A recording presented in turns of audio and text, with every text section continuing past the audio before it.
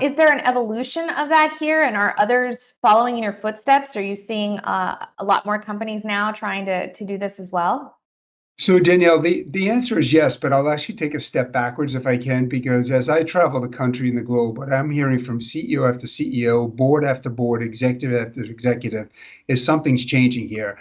What's clearly happening is workers have a different value proposition, expectations for their employers. Like, are you going to do things differently?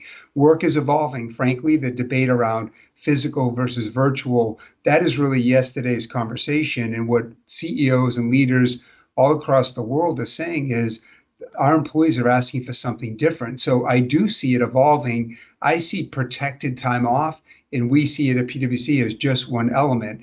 The reality is the world has changed, and I think it's for the better, and we think it's for the better. At the end of the day, when you look at the major trends that are out there, the worker shortage, the power that workers have today is stronger than ever, and we don't see it going away. Some have said to me, Tim, are we one good recession from having the power go back to the employer? And we don't believe that. And the trends would support our view that we don't see it changing. Some of the trends, Danielle, the reality is for the last 15 years, the US has been an aging workforce. We're seeing full-time workers decrease.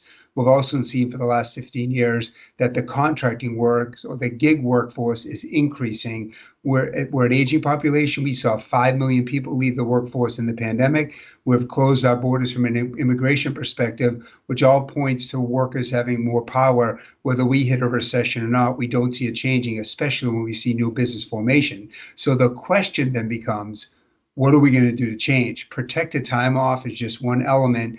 And what I'm encouraged by is I'm seeing the dialogue in the C-suite shift from, are we going to get the power back, physical versus virtual, to a more holistic approach of which protected time is just one element.